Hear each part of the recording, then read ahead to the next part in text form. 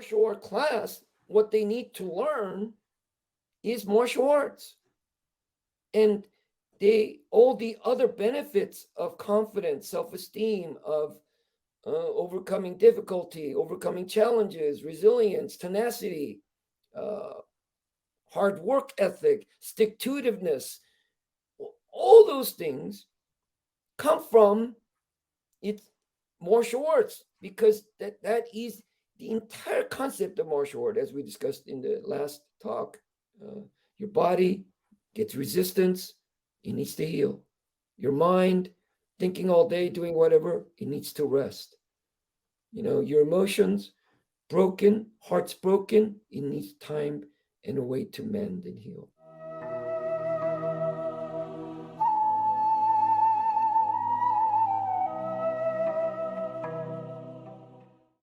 All right, welcome everybody to Live by the Sword with Grandmaster Taejoon Lee and myself, Ferny Ceballos. This is the second episode of this podcast, and I just wanted to, kick off this episode where we left off the last time. We had a in-depth discussion about what this podcast would be about, what the purpose of it from a value standpoint to society is, our background, both myself and Grandmaster Taejoon Lee. And at the end of that podcast, we touched on a subject which is a pretty deep one, and we decided to make that its own episode, and that's on the topic of self esteem. And um, there's a concept that I will allow Grandmaster Taejoon Lee to explain more deeply. There's a concept in Korean tradition about all Koreans are extended family. We're all related, and therefore we're all accountable to one another. And so that's the idea of where family and accountability to one another doesn't just end within the family. It goes on beyond, not just to uncles, not just to aunts, not just to grandparents, but beyond.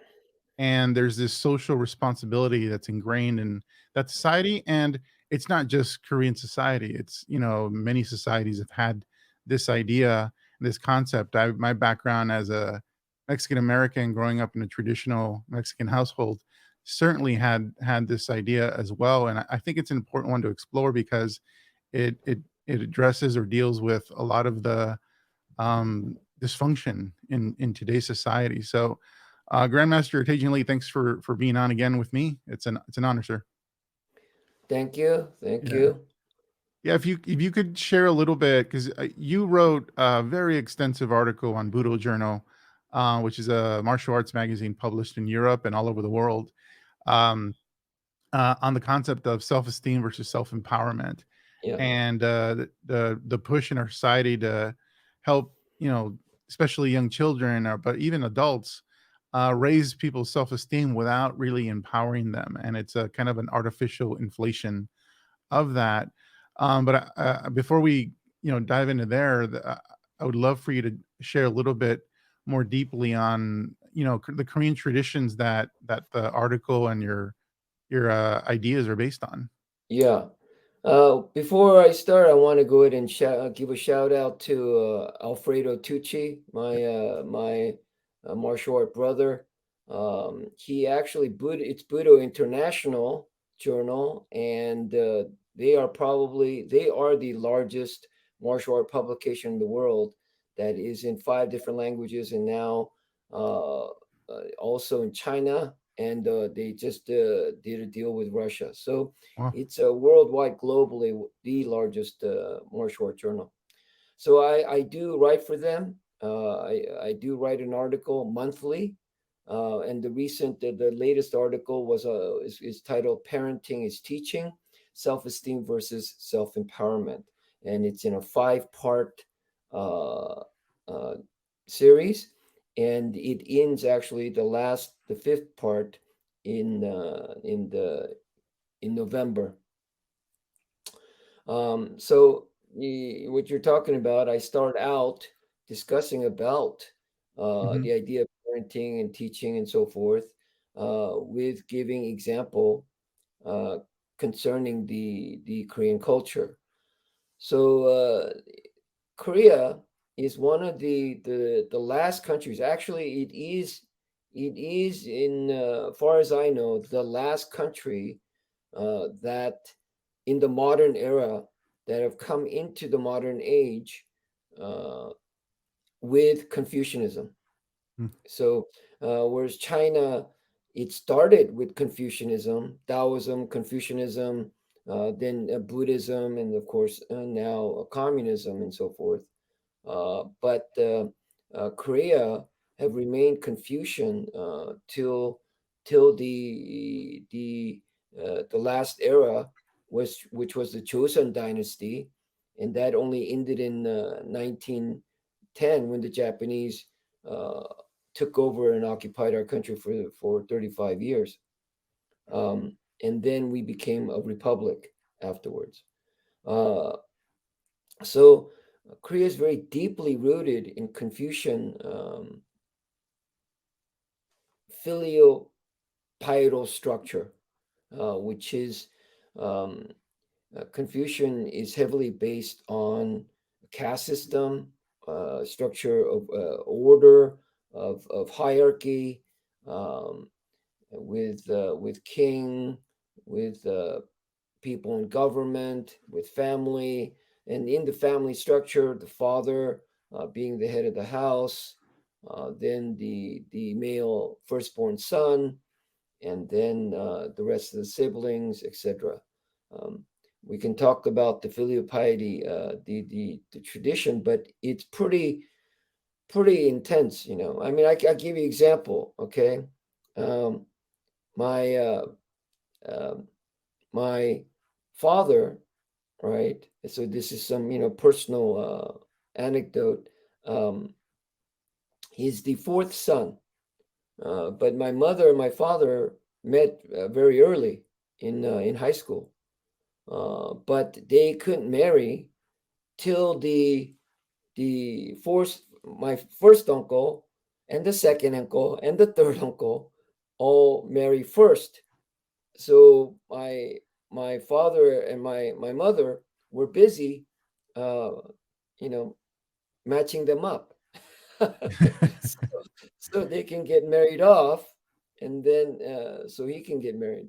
So that we say, the older brother who's not married, we say that's the junk car that's blocking the driveway. So but in our generation, that's kind of it's not followed strictly anymore, especially my generation, because I'm the oldest son, I'm not married, and both of my all of my rest of my siblings are, so they can't wait that long. So um, but anyway, there's this strict hierarchy of things that should be done and not. And in doing so, in that hierarchy, to still today, we in our Korean culture, unless you're of the same age, you're not considered friends. So even strangers. So it's strangers. So um, it's very interesting, the so let me explain this. So okay, unless they're same age, they can't be friends. So when they first meet, you have a formal, they talk in formal language. Then after they get to know each other a little bit, the first question is what's your birth date or birth year, and then they go from there. And then to get more friendly, then they determine who's the older, who's the younger, are they same age? Then they can be friends, So they determine that, and then that is how you determine whether you lower your formal language, uh, or go familiar, or remain formal. So if I were to meet somebody, we first meet and we introduce ourselves formally, and we talk in the formal tense, and then uh, if he's younger than me, then I would ask him, "Can I lower my my tense to informal?" Um, and then he still would have to talk to me formal tense, and I speak in informal, and then he would call me 형님 or big brother, and uh, I call him by his name to younger, but upward they have to call you by big brother, big sister, like this. Like an algorithm. Yeah, yeah. So it's very interesting, the Korean culture, the first formality of introduction and getting to know somebody. It's quite interesting from outside point of view. Um, yeah, for us, it's very natural. Mhm. For us Koreans, it's very natural.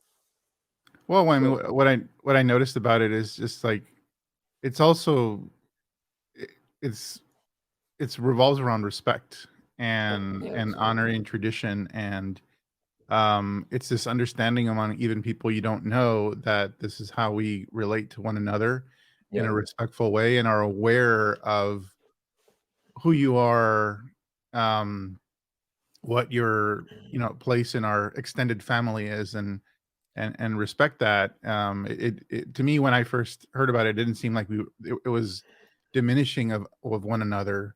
It was more being aware, and in a way it kind of almost breaks the ice to like get to know somebody as well, and connect them with that as well, because there's oh this yeah. protocol that happens, and that just is the end to want to get to know each other more deeply. Yeah. See, what happens is that when I ask the person, "Can I call you? You're my younger brother. Can I accept you as younger brother?" Or the younger person could say, uh, can I accept you as my big brother?" First, that question has to be asked, and actually, the person could say no. And if they say no, then you remain in the formal tense, and you don't become familiar, right? Mm, So once you ask that question, they confirm one or the other, then it's decided. But what happens is that when you assume somebody, each role, of course, has uh, particular responsibility, expectations, and obligations, and it is, of course, based on the system of respect and honor. So when you take on somebody as a younger brother, then you are basically caring for him as your younger brother. I used to have a lot of them. So what that means is then one of those things that every time you go out, every time you go eat or go drinking or do whatever, you pay. You pay. that's The that's older yeah. brother pays all the time. And so, this got to a point where it was, at one time, it got very upset, where these guys got clever. They would go ahead and have dinner, right? They would meet my younger brothers, right? They're not my blood brothers, they're Korean brothers. And then when they're about to end, right, then they would call me. then So I go, and there's a big fat check, and and I end up paying for the check. So they got clever in doing that. Of course, so there are advantages and disadvantages both ways. So then the older brother, whenever you call on the younger brother for work or whatever help you need, they need to come. They need to be there. So it has is benefits and pitfalls both ways.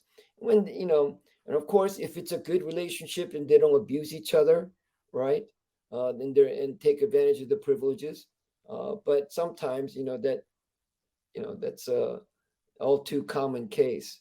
And of course, you're not always, you have older brothers too, right? You have older Mhm. brothers, you have younger brothers.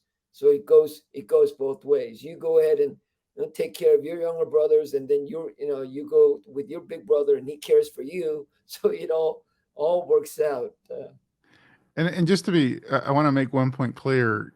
You can have a younger brother that is actually older than you, correct? Oh yeah. That is an extreme case. And normally that is kind of in a way that uh, you know, you'd get into a conflict. Maybe you met each other not on a friendly basis. Uh, Maybe for instance, you are helping your friend or your younger brother. He got in some trouble, and you are trying to help him, and they go meet to resolve the conflict or something like that, and you end up in an altercation. Then if you fight and you win and you submit the other person, it's like when you lose a fight in the States. There, I don't know if they do that now, but when I was a kid here in America, it was uncle, right? You'd have to call the other guy uncle. And uh, in Korea, it would be 형님, big brother. So in that case, there is no regard for age. mm, So you could be older, but if you got beat down, then you would call the other person big brother. mm. Yeah, I guess were those cases pretty rare. They're rare, but of course, I've had brothers like that Hmm. who are older, but I was still uh, and Taejoon Lim, our founder, my father, uh, he didn't have big brothers. He So that's why when you hear stories of Taejoon Lim, it's quite incredible, because in high school, uh, there is tremendous hazing because of this. Mm, The ninth, 10th, 11th, 12th graders, and the older brother, the senior, they're called Sunbe. You know the words, right? Sunbe and Hube. hmm. The younger, the beginner, or the juniors, and the seniors, the Sunbe. And Taejoon Lim, when he was a freshman, right?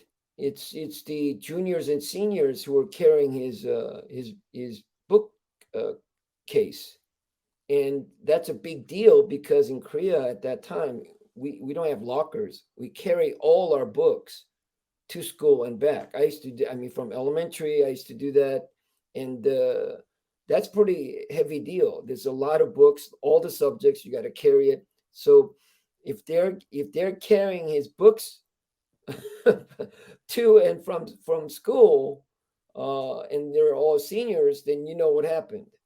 Yeah. Yeah. So you know, in my schooling, see, I went up to elementary school. What is it? Up to fourth grade, and the Tojunim started me a year earlier. Which, if you look it in the Korean, in that tradition, right, it's not a good idea to go ahead and put your child 1 year younger than everybody else. You know, and at that time, I wasn't so pleased with that. But that is also the reason what has molded who I am today. I was, when you're in that age, right, 5, 6 years old, 6 years old to 5, or 7 to 6, that's huge difference, right? And so I was always younger that way, and always had to fight with older kids. He he he he forced you to put you in a Yeah. position where you were forced to either be a leader or you. Well, I mean, at the time I didn't know, Hmm. but I see that now. You Hmm. know, I see the value of that now. And of course, I was younger, and so I was picked on. So I fought a lot, and I was the president or vice president. In each of the classrooms, you have president, vice presidents, and Each I classroom. was each classroom, yeah, Uh, and I was the president in most cases, and I was always year younger than all my classmates mm, throughout all the years. And then all the high grade guys didn't mess with me. Whether that they knew my father was whoever he was, or and I held my own too. but that actually is the theme in all of my life, actually.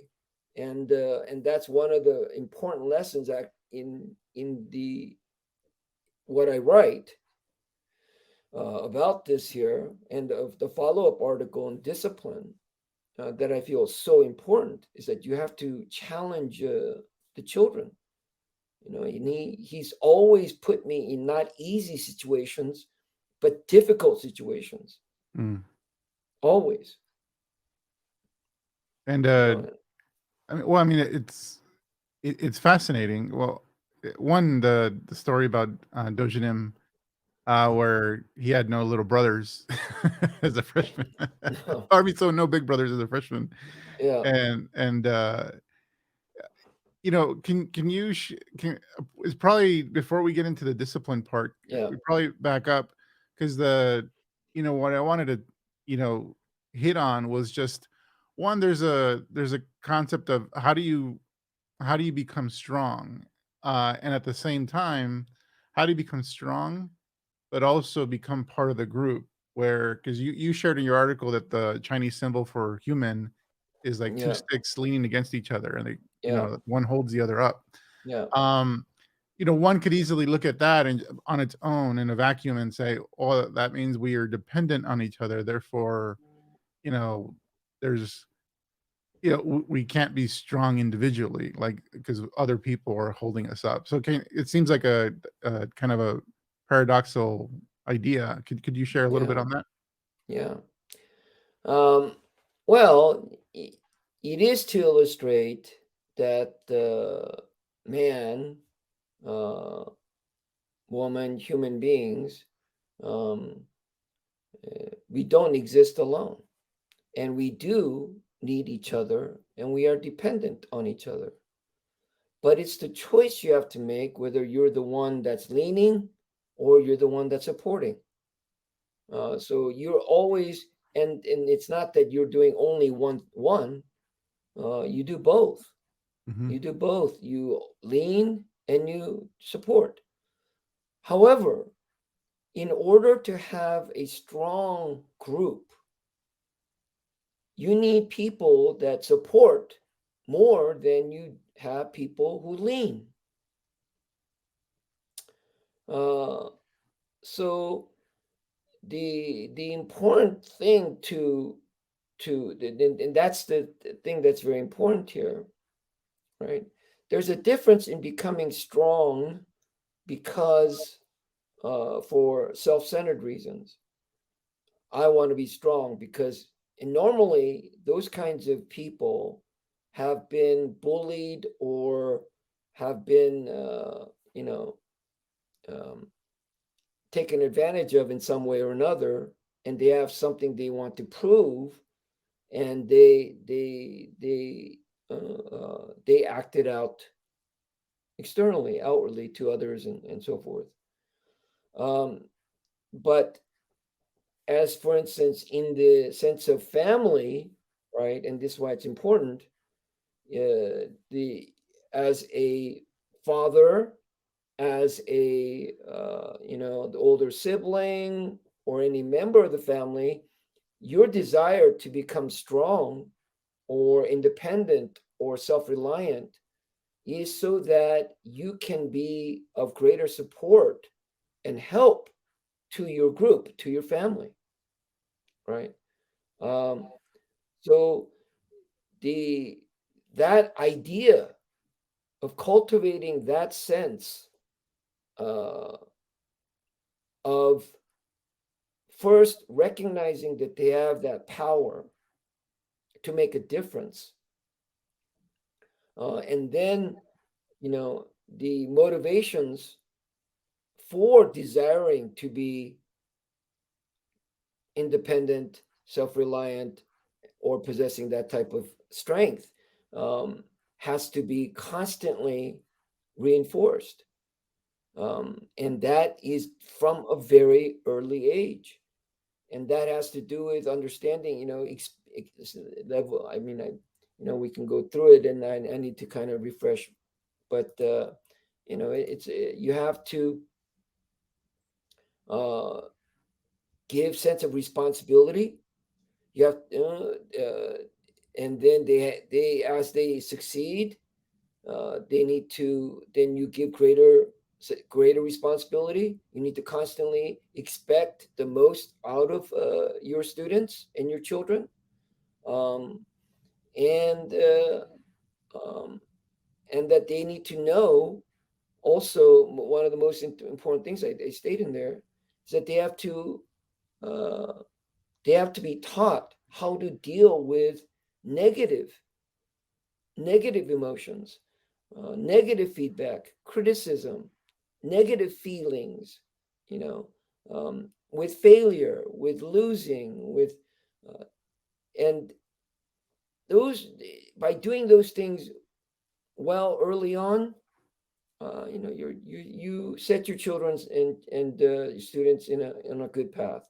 But if you don't do that, then you will cripple them.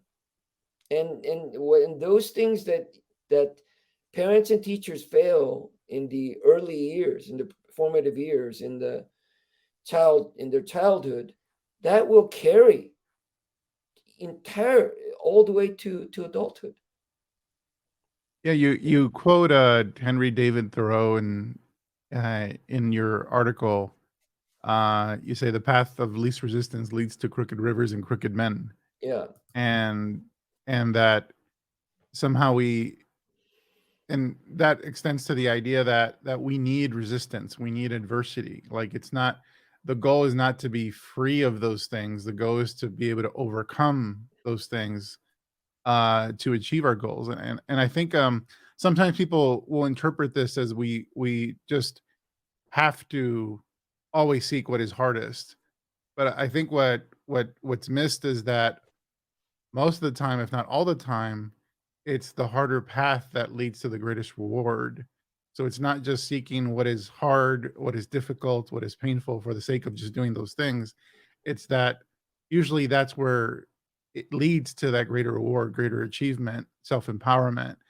Whereas, you know, protecting and putting your child in a bubble and developing them in that way, or a teacher doing the same thing, this empowers them, and so they're going to be perpetually seeking the easier path, and that easier path is random and it doesn't go anywhere meaningful. Can you, go deeper on that oh, yeah, idea, because you wrote extensively?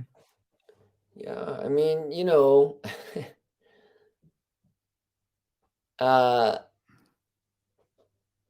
so this is the problem, self-esteem, right? And that's what in essence, in our modern society today, um, we only want to, one of our main focuses is to cultivate self-esteem and, and only apply positive reinforcement, right? The reality, that the problem of this idea is the real world is not like that at all. So, um, you might have your child feel good. You might feel good. You're happy because the child's happy. But that is only within the confines of your home, protected area, within that bubble. And outside of that, the reality of the world is it's a dog eat dog world. And I don't understand why most of the secular people who are atheists or who don't believe in God, and are sold hook sinker in the idea of evolution, can't understand the idea that permeates through that concept, which is survival of the fittest. And if so, you see,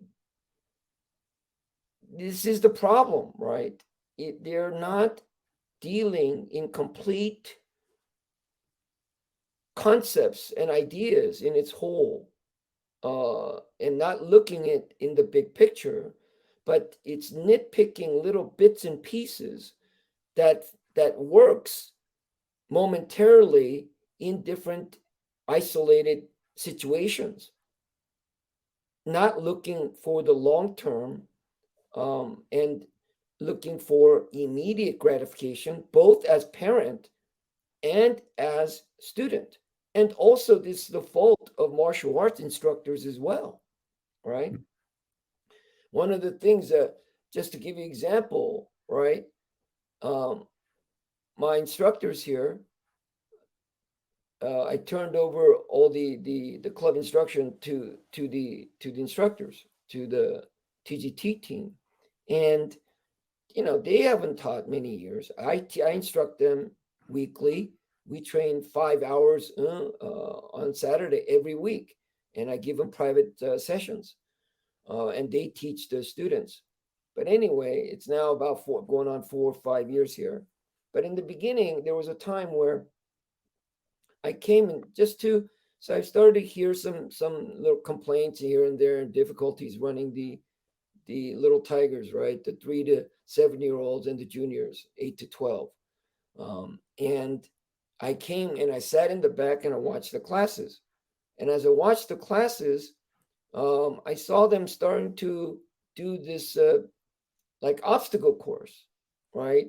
They would lay down different pads and different things, and they jump over things and zigzag different patterns and do whatever, right? And so I'm like, okay. But afterwards, I had a serious discussion with them. I said, where did you get that? Where'd you guys come up with that? Of course, they won't give me an answer because I never told them to do that. And and if you know, as you know, right, I'm very strict in running classes. In my personal life, one thing, but if you're dealing with classes, teaching Hwa Rang Do, I'm very strict, all right? And it has to be done in a particular way. And so I was very upset then that they were to do that, and I didn't instruct them to ever. So where did they pick up this idea? Well, few classes we ended up in a local karate center, which is a very big new building. It's a beautiful facility, and they have lots of kids. Probably 40, 50 kids, and I've seen it too. And they don't do karate, martial arts, majority of the time. They basically have them you know, run around the bags and hop over things, and right. So in my opinion, see, this is the issue. This is the problem, and I keep on telling my instructors, this is not nursery. We're not daycare. We're not just taking care of the kids. They're basically burning time, right? But it serves the purpose, which is the kids are happy. Okay, the teachers are happy because the kids are happy and able to keep their attention. And the parents are happy because the kids are happy and not complaining, right? So you would think that's a win-win-win, right? Win for the karate teacher, win for the kids, and win for the parents. Yes, that's a win-win-win if it's a daycare. But it's not a win if it's a martial art class, right? So if it's martial art class, what they need to learn is martial arts. And all the other benefits of confidence, self-esteem, of overcoming difficulty, overcoming challenges, resilience, tenacity, uh, hard work ethic, stick-to-itiveness, all those things come from it's martial arts, because that is the entire concept of martial art, as we discussed in the last talk, is resistance, is conflict resolution. How do you deal with an opposing person who is trying to go in and harm you uh, as best they can, and you have to find a way to defend and uh, and resist, right? What better way to learn strength? Everything in learning strength is through resistance, right? It's in your weight training, it's in any kinds of even academic, intellectual studies. You don't learn or grow by solving 2 plus 2 for 10 years. You don't improve in your learning cognitive ability by reading Jack and Jill for the rest of your life, right? It's constantly being tested and challenged with more difficult things, which means greater resistance. Uh, that is what makes you strong. Same with weightlifting, same, right? As you get stronger, you put on more weight. You keep on lifting the same weights, you'll never get stronger. So they're not doing that, right? Which is difficult to do with 40, 50 kids. So they have them run around. No, that's not us. And I illustrate and I emphasize this point strictly, harshly. They got in big trouble, right? What are they learning? Nothing. They're not learning anything, right? They're just wasting, burning time. Right. And why did they do it? They did it also to burn time because they were not, it was difficult, right, to teach these kids proper stances, how to do a front kick right, how to do whatever. And especially if there's one or two, okay. But now you have 10, 20 of them. It's hard. Okay. So, and see, so they took the easy route.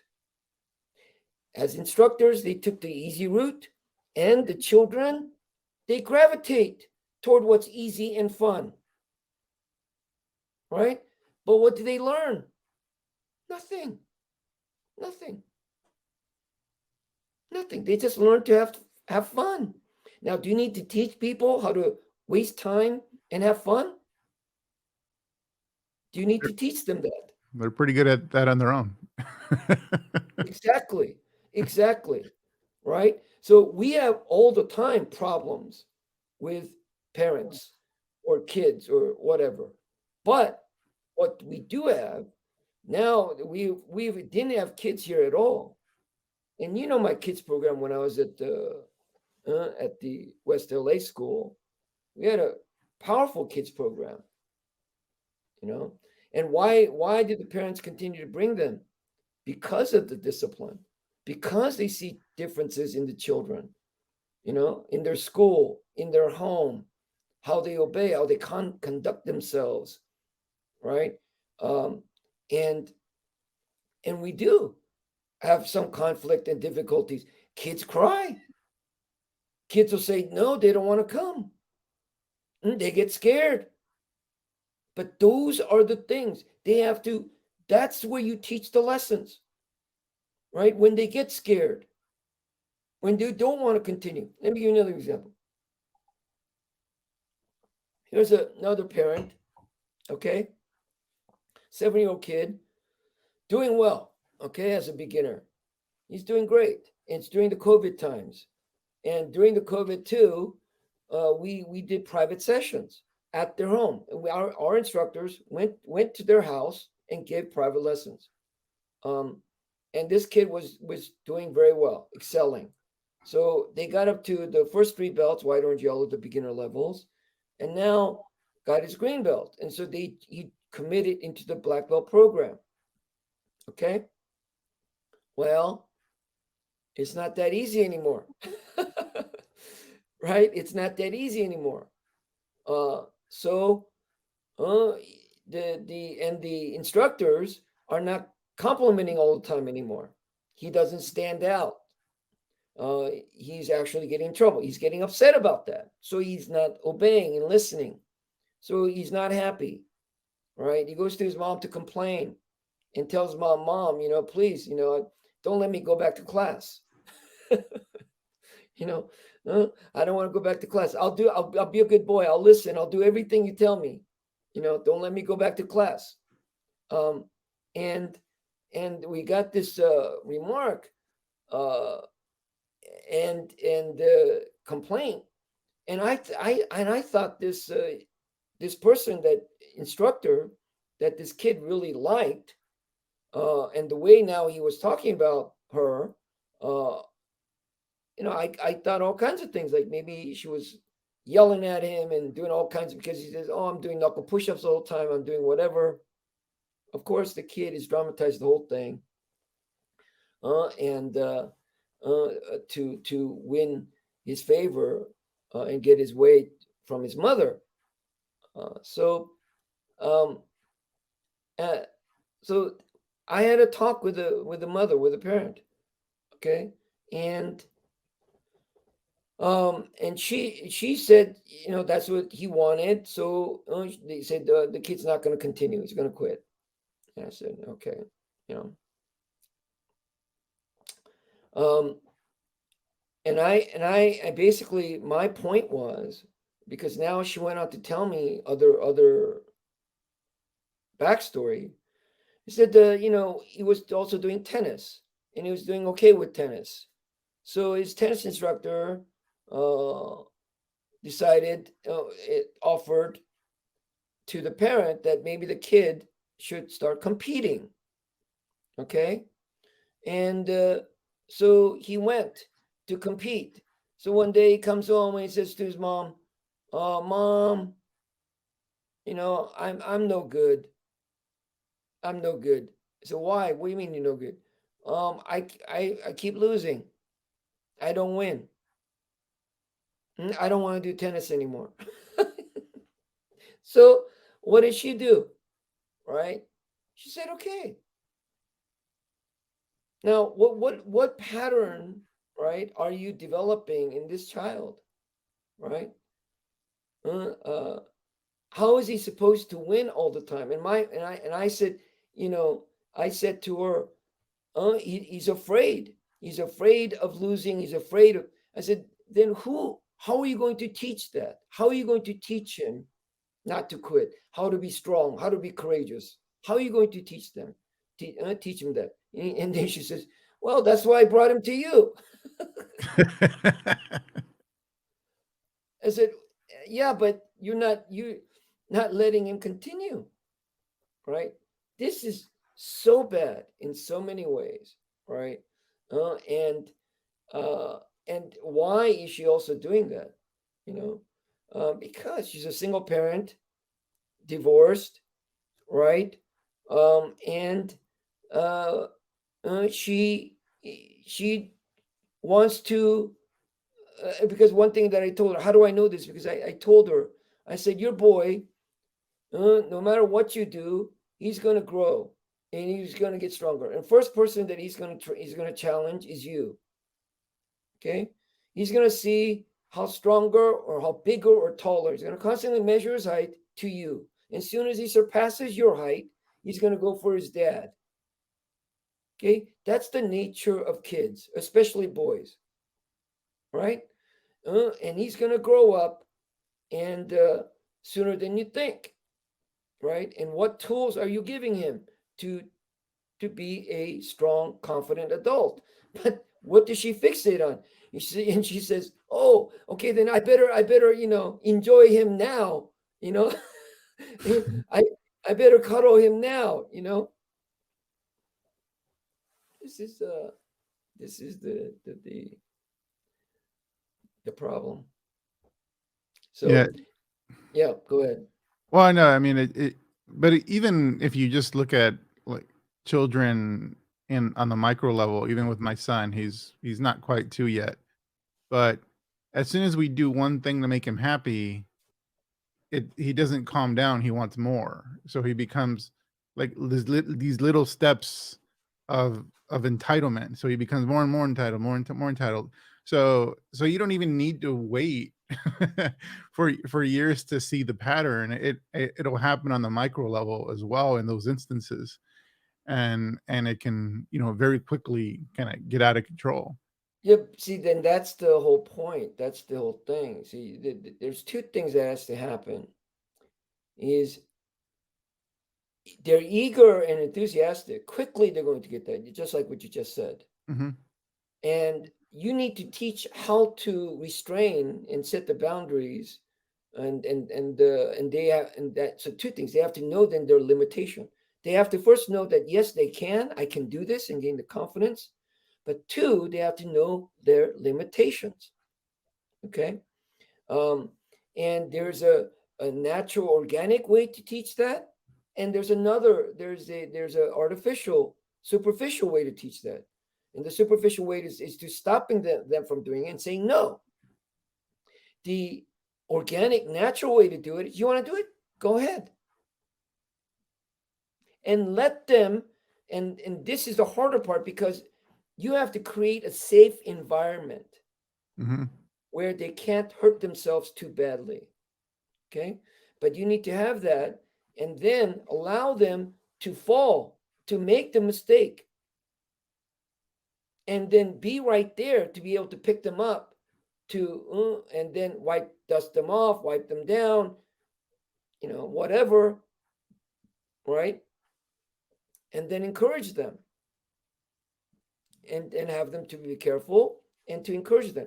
Because there's two things. One, you don't want to tell a child or anybody, you can't do it, don't do it, you're not capable, right? And then if they have the enthusiasm to do it, the motivation, and you say no, they're going to do it anyway. Mm-hmm. But they're going to do it when you're not watching. See, that's the problem. So you think when you turn around, you say no, that it's done with, and what you're going to realize when you come home one day and he's alone, right? Yep. So better that you allow him to make that mistake in front of you. And this is a huge, these are wise, sage way of teaching. The wise old martial art master type of teaching, right? I gave you a story, right, about this student who comes and wants to learn and train. So he comes in, he knocks on the door, and he opens the door. It's a rice paper door, sliding door. He opens it, and the kid said, "Master, master, I hear you're the best teacher. Please teach me." And the teacher takes a stick, he has, and he goes bap and hits him on the head, and he gets a big welt, and he goes home discouraged. And he comes back another day, next day, and he does the same thing. Knock, knock, knock. Teacher opens, master opens. Says, "Oh, so please teach me. I know you're the best. I do whatever, please." And he took his stick and bap.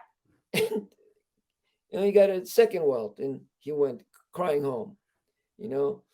And it's pouring rain outside the next day, and he says, "I'm not, and he finally says, "Okay, I'm going to go. All right, I'm going to do whatever it takes. I got to go learn."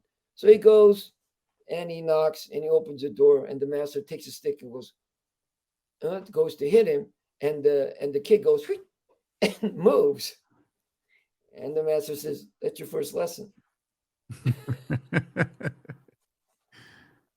You see, this is that is traditionally the best ways to teach, which means you give the student, the child, the opportunity to figure out and solve the problem on their own.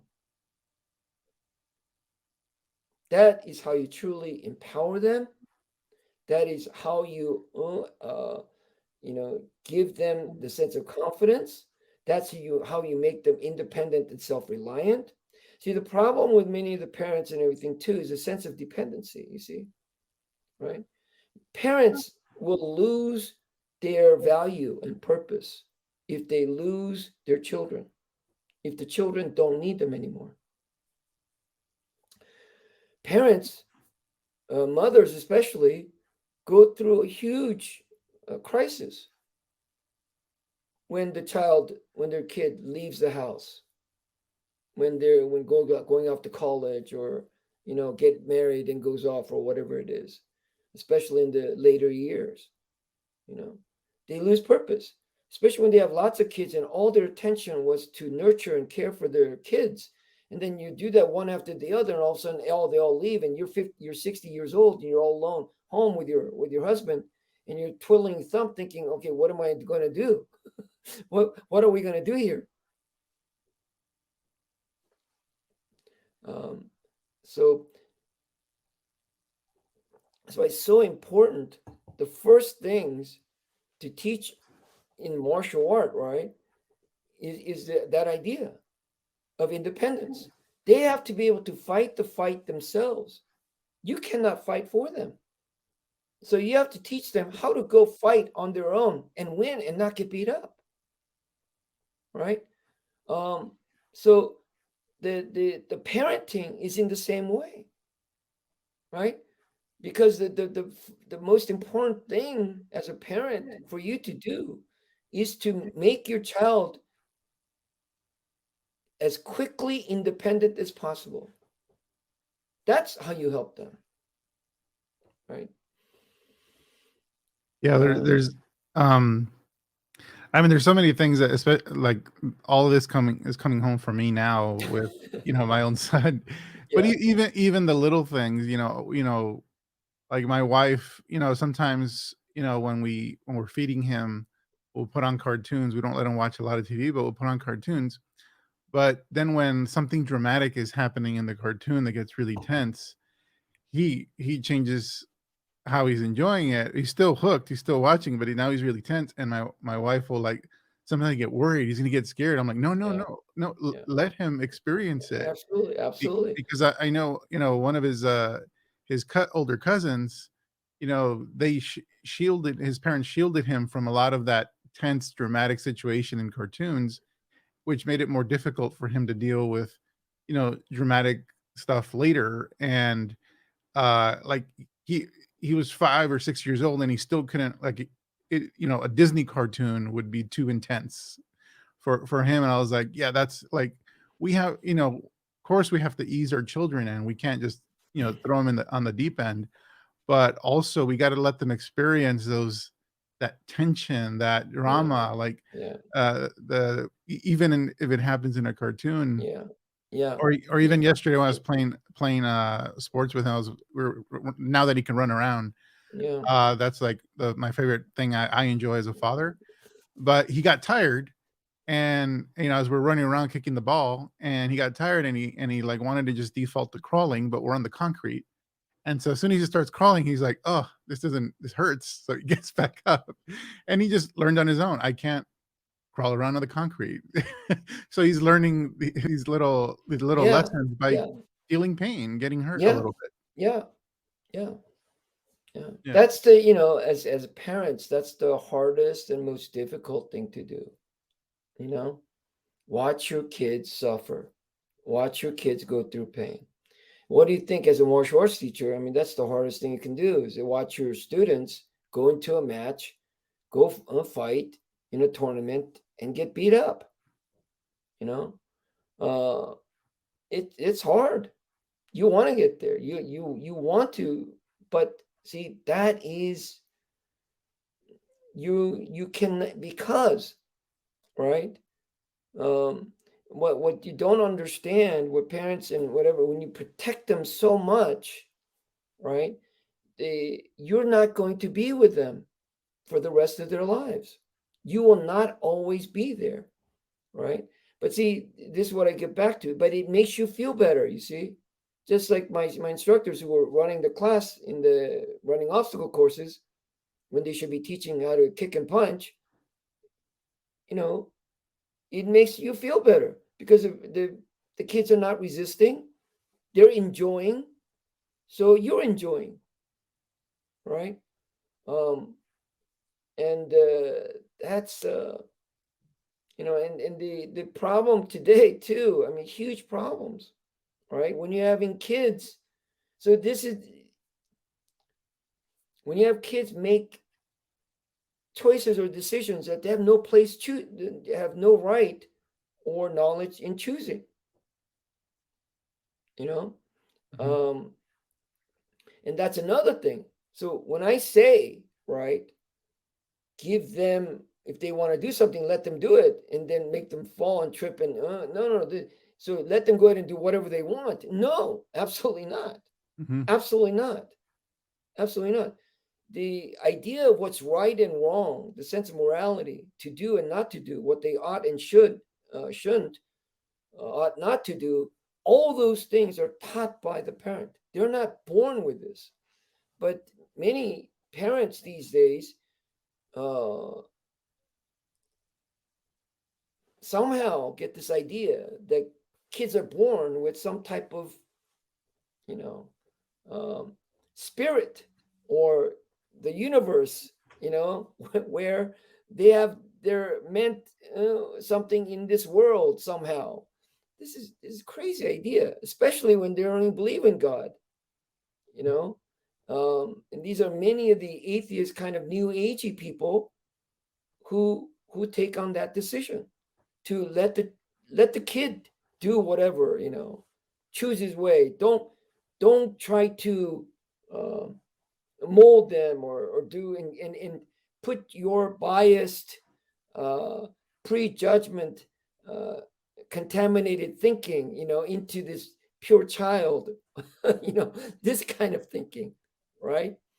Um, but no, kids are not born.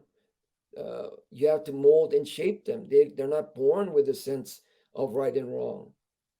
Uh, you know, and this is we're talking so much more right now on my second paper, which is the article on discipline.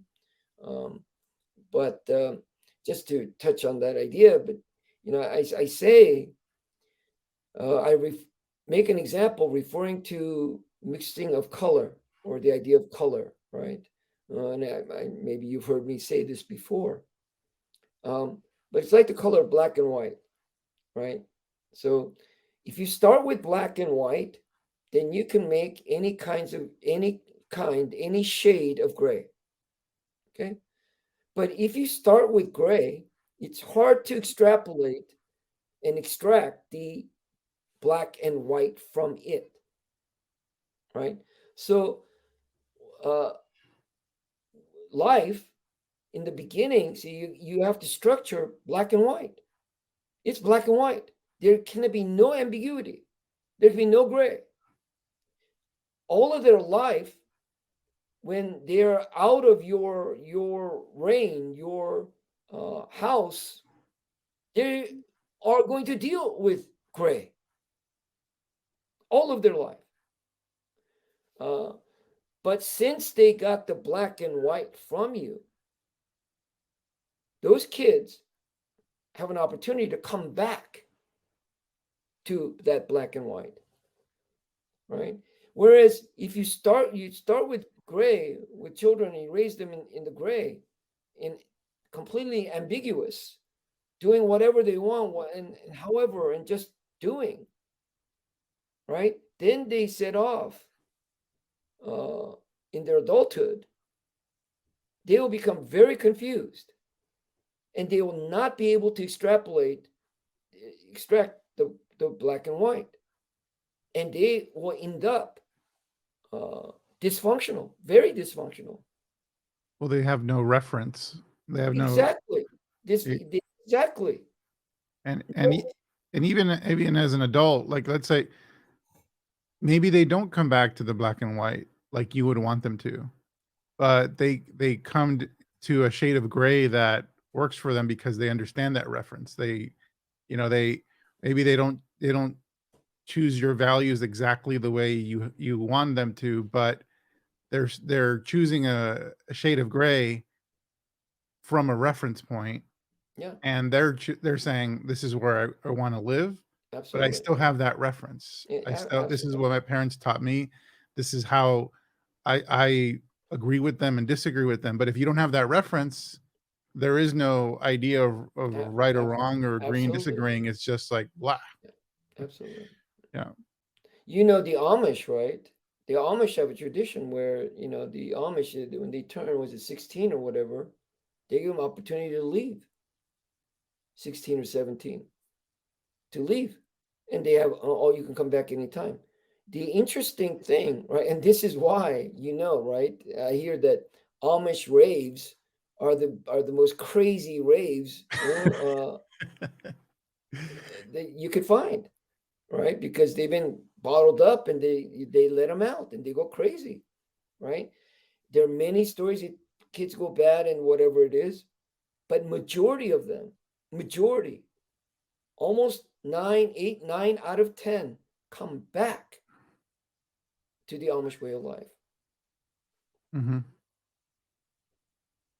You know, to me, that's powerful, powerful statistic, powerful example there. You know, once again, right? There's there, and it's discussed in my article as I lay out the essential problems to begin with, and then in the second part, I give out what we can do. The only thing we can do is do the best we can, right? And um, life is life, and it doesn't nothing is guaranteed, nothing as a parent, for you or for your child, it's not guaranteed. And this is why I quote also Khalil Gibran all the time in his describing of being a parent, right? He says a parent is the archer. You know, all you can do is take the bow, and in the arrow is the child, and all you can do is aim as close to the bullseye, to the target as possible, and then what you have to do is let it go. Of course, he states it in a much more poetic way, uh, but that's it. That's all you can do. You know, As opposed to not aim. it, right? And had literally, I guess in this example, I mean, it's comedic, but it's not. It's like, well, if you don't aim, you might kill somebody. You don't know where the arrow is going to go. Yeah, yeah, exactly, exactly. Yeah. There's as you were talking, sir, I was talking about like, or you were sharing about like wanting to make our child happy, and that the funny thing, and I think you touch on this in your article, and you would agree with this. By trying to always make them happy, you're going to make them unhappy. Ultimately, because the reason they're a very wise mentor of mine who studied psychology and used a lot of referenced a lot of research from the Canadian government on human behavior, and he ultimately concluded that what makes human beings happy is the ability to solve problems and improve their situation, and that improving a situation is solving a problem. And for the child, if you kind of spoil them and grant them their wish, they're solving their problem. They're in the moment being happy, and they're gonna obviously be happy when you just give them whatever they want.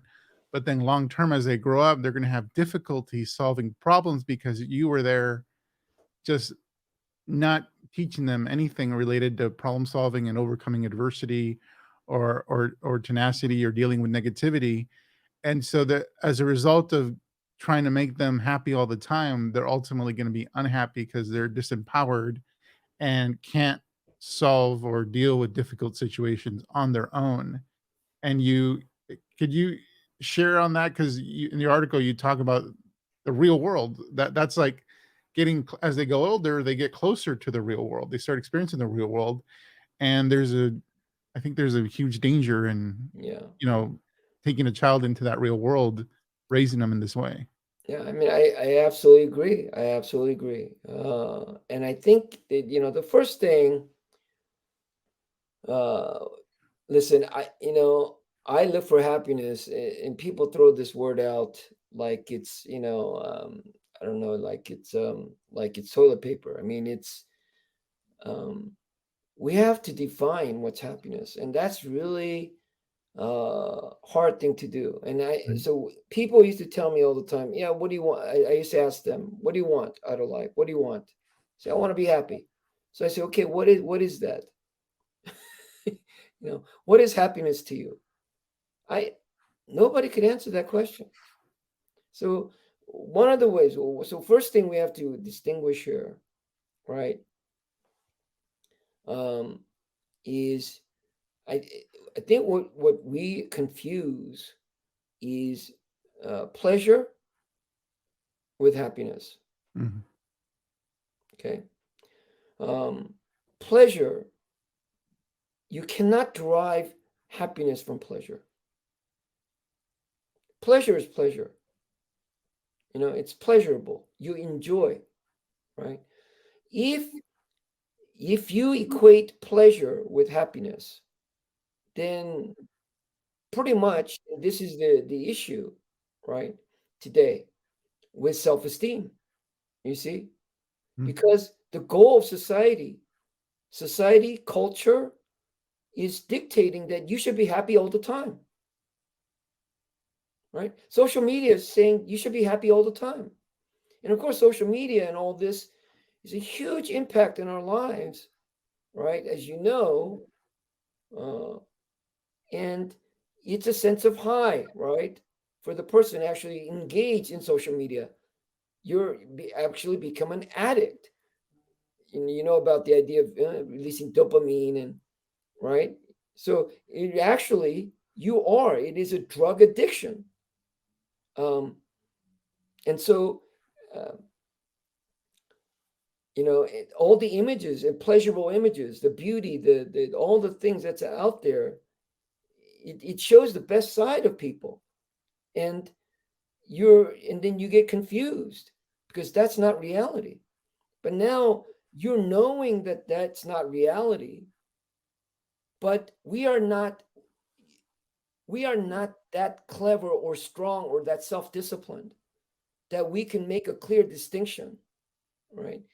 So this is how people always, oh yeah, I know better. I'll try something, a drug, cocaine, heroin. I'll be okay, or that kind of thing. I'm I'm not going to get addicted, or um, I'll do this once and it'll be okay. You know, we think very highly of ourselves that way, but in fact, we're very weak. We're very weak to that and very susceptible to that. The feeling of the pleasure, the joy or happiness. I'm not going to use that. That's a wrong word. That sensation, that pleasurable sensation, is highly addictive and powerful, right? I mean, Well, I'll share, sir. So for marketing purposes, I'm studying a new social media platform. I don't know if you even ever looked at it, TikTok, and it's mostly been Gen Zers and millennials that have been using it up to this point, but now their demographic is growing, and the social media platform is all video based, and as part of me exploring it, obviously I had to get the app and download it, and as soon as I open it, they have two feeds. There's your news feed of your friends or people you follow, and then there's the other feed, which is their recommendations for what they think you might like. Well, when you're new, they have no idea what you like, so the algorithm has to learn what you like. In the meantime, it gives you their base. It's like, this is what generally most people on this platform like, and so they give you that first. And when I first saw it, it completely, I was just like, I was repelled by what I saw. It was all about pleasure. It was very sexual. It yeah, was, yeah, yeah, silliness, fun, whatever. And it was just like, I couldn't open, like, every time I opened the app, I wanted to close it right away. It didn't fit who I was, my values. yeah, And what was funny is, like, what I learned from the marketers, like, yeah, basically after about a week of using it, it starts learning what you like and don't like, and then it becomes something that is more appealing, and I saw that. But initially what shocked me was like, wait, this is the base of what the younger generation, this is kind of like a view into what yeah, they enjoy, they yeah, like. And I was like, absolutely. it was scary, like, Yeah, because basically this app was telling me this is what most of our users like, yeah, maybe you like it too. And then when I yeah, said I don't like it, and I yeah, started, like, moving that stuff off, yeah, um, obviously it adapts to me, yeah, but that speaks to, like, what we're talking about here. It was all about pleasure. It was yeah. all about whether it was sexual or some other type of pleasure, and nothing meaningful until it learned that I actually like to view content that's more meaningful. Then it started feeding me more meaningful stuff. Yeah. See, those Yeah. are the critical words: meaning, purpose. So pleasure has no meaning and purpose. Pleasure has only one thing, one goal: pleasure. Mm-hmm. You know, and it does that one thing very well. Um, the idea of happiness, what you're talking about, and also it's the pleasure. It's temporal, right? It's temporary. It's only for the moment. So you need another, and you need another, and that's the whole idea, right? Of most of marketing is about getting person addicted and wanting more and more and continually sell. Was that chaos marketing or whatever? Um, but true happiness comes from meaning, purpose, and value. So, as you described, it is so. The problem is you have to reward them, and a child or a student has to learn the pleasure in solving the problem, in doing the work, Mm-hmm. not getting the end result. All we're doing right now is that we are if they don't learn that, and you just give them what they want, and you don't make them work for it, right? Then all you're doing is just giving the reward, the pleasure without the work. So they will never want to strive, work, determination, tenacity, these type of things, which are foundational, never gets built, developed, problem solving, whatever, right? So this is so what you have to do, what I recommend, is that success is built on success. So you have to make it so small enough, right? And enough so that they can succeed, and then give another task that's a little bit more, a little bit more, a little bit more challenging each time.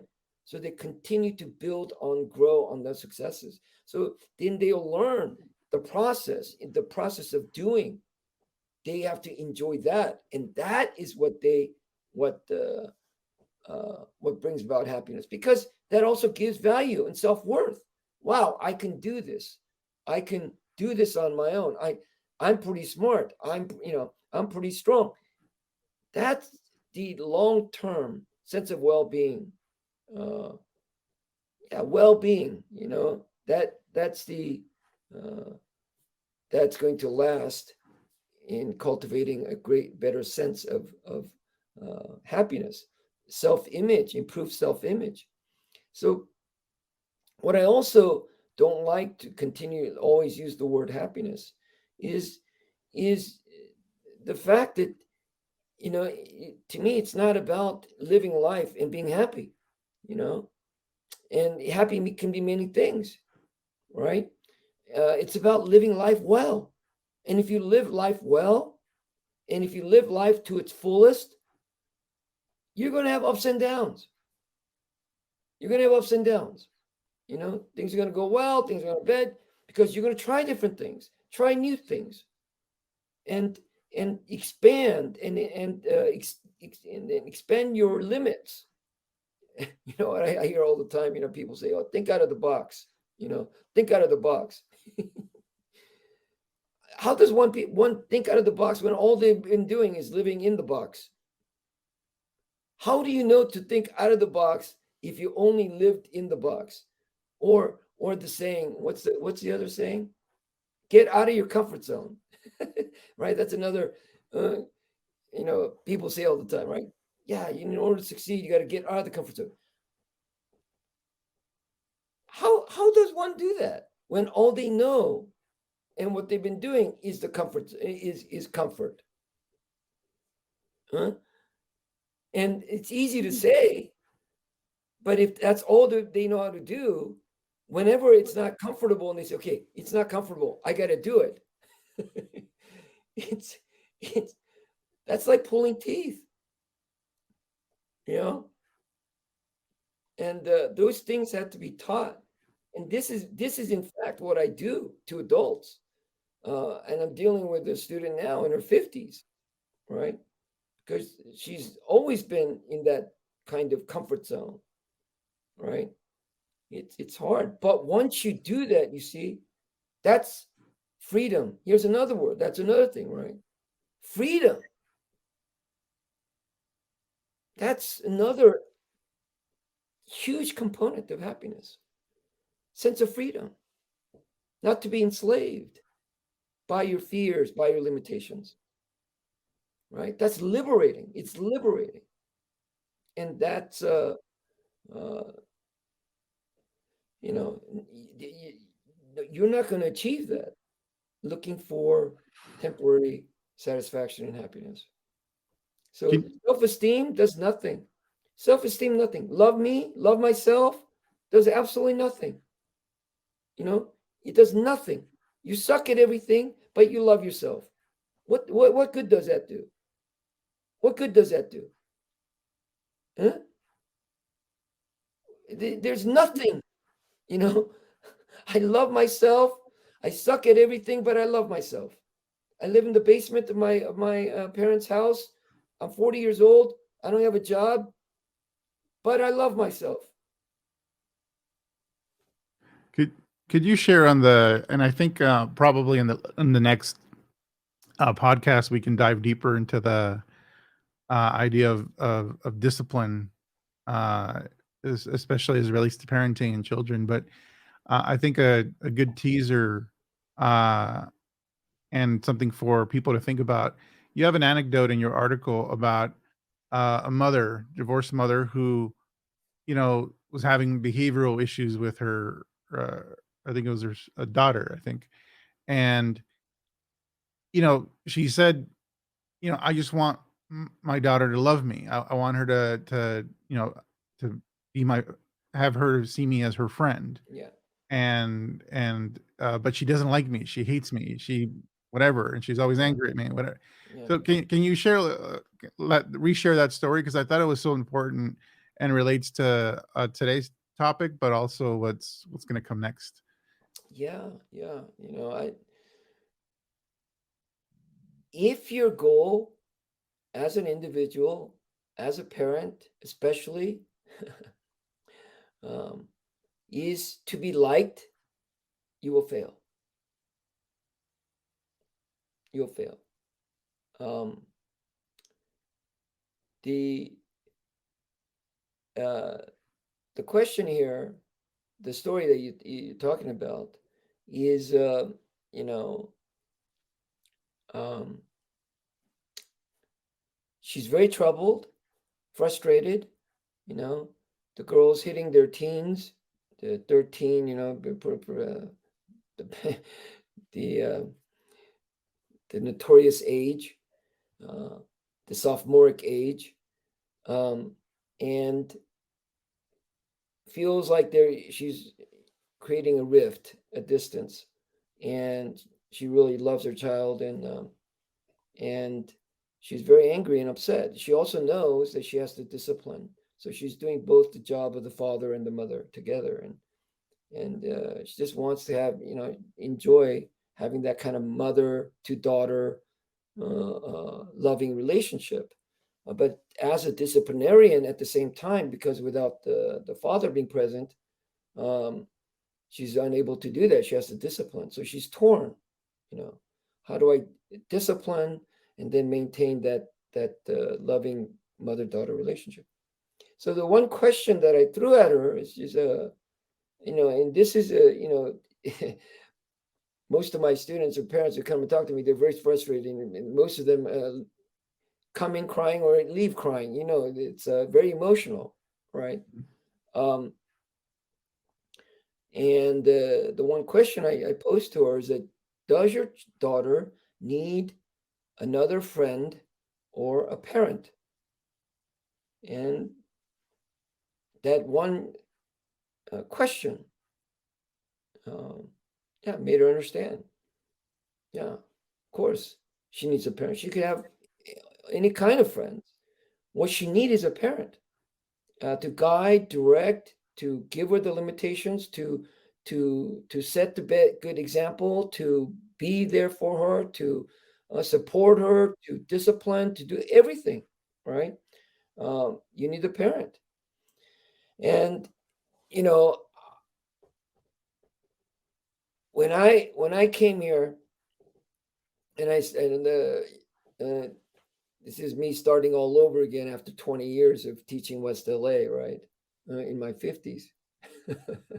And when I started teaching here, the first thing that I tell my students, the first thing they met me, and I said, uh, I'm not here to please you. I'm not here to please you. I'm here, I'm the teacher. And my job is to look for your weakness and your faults. My job is to be critical and to help you fix those areas of deficit. Okay? And you probably are not going to like it. So I'm not here to please. I said, only prostitutes please. I'm not a prostitute. Right? And why do I want to help you? And why do I want to improve on you to rid of yourself of your weaknesses and your deficits? Because I care. I want you to be better. Our code, our phrase, maximizing human potential. I want you to be able to maximize on your potential. So, well, with that said, what does that mean? Most of my time as a teacher, most of the time is disciplining. I spend most of the time disciplining. And most of the time I go home, I'm thinking, oh boy, I lost another student. you know, I lost another student. And um, um, the ones who remain, you, 20 years, I had students 30 years, they're still with me. I had another student just come back after 30 years, from my college years, and he just returned 30 years, and he just came back in his 50s, married with 3 kids, started training again, back from white belt again. And they've achieved and done incredible things. Now, once again, um, you know, personally, for me, why not? I want to be liked. Who doesn't want to be liked? Who doesn't want lots of friends? But that's not our job as teachers or parents. My being a leader, being a teacher or parent, it's a lonely job. It's lonely. When you also are maintaining a path of conviction, and you have strong sense of what's right, it's hard to keep and maintain friends or students, people close. That's the price, right? So is there a balance? Yeah, of course there's a balance, and you have to balance everything, right? And everything that you do, as my students will testify, you have to be fair. You have to be fair. Just because you have power or the ability to discipline doesn't mean that you should always be doing that. You have to show everything that you do has purpose, and that you showed care and attention and love to that person. No one's going to listen to you if the foundation is not love. If they do not know that you care for them, why should they listen? So that's the first thing as a parent or teacher, is to always share with them, always tell them that it is out of love. My parents, my father, for me, getting disciplined is a way of life. And I can tell you many stories, but the important thing, every time that I got disciplined, every time he would talk to me afterwards. He would give me about 30 minutes or whatever for me to lick my wounds, then he'd come up and sit down and talk to me and have that talk of father-son talk, that it hurts him more than it hurts you, and I love you and I want you to be better. And this talk was so important, and I didn't know how important it was till my adulthood. Okay. um, but that is what kept me straight, because if he just disciplined me, and that's all I got from him, and he never took that time, I'd end up in a different path, one that would be not so good. Sure. You'd end up hating him, hate possibly. hate resentment, which would bring negative emotions, and I would do also negative things and lash out toward other people. Mm. I would go down a dark path. And that's many people, many kids who grow to be, and as children, who grow also to be bullies, who take pleasure or in hurting other people, many times unintentional. You know, they don't know why. They want to Mm. stop, but they can't because they're hurting. And that was so you have the physical, you have the mental, and you have the emotional. And you must make sure that you cultivate, nurture, strengthen, and heal, all those areas. Uh, your body gets resistance, it needs to heal. Your mind, thinking all day, doing whatever, it needs to rest. Your emotions, broken, heart's broken, it needs time and a way to mend and heal. So important. Yeah, I think we can kind of conclude here, sir, because I think this sets up our next conversation really well as it relates to discipline and the role that that plays in developing an individual, developing a son, daughter, and how do we use discipline to help them achieve their human potential? And so I think that this is a perfect, you know, stopping point so that then we can, address that on our next talk. What do you say, sir? Absolutely. Sounds good. Sounds good. Great. Well, thank you everybody for joining us for our second episode of Live by the Sword with Grandmaster Taejoon Lee and Ferny Ceballos. That's me. I look forward to the next conversation, sir. Has been extremely valuable and insightful, even for me, even though I've heard a lot of this before. You can't hear it enough. So thank you, sir. Very good. And also, we will, when the video is released, we will go ahead and in the comment section, we will put the link to the article that we have in Budo, so that you can have access to that as well. Great. Thank you, Fernie. For me, this is one of the most important things we can do um, as teachers, and for any adult, because all of us know the younger generation, and we need to be able to set a good example and impact them in a positive way. And this is how we contribute to the betterment of the future. This is my hope.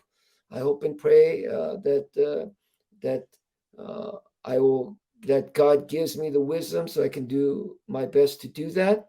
And I thank you, Fernie, for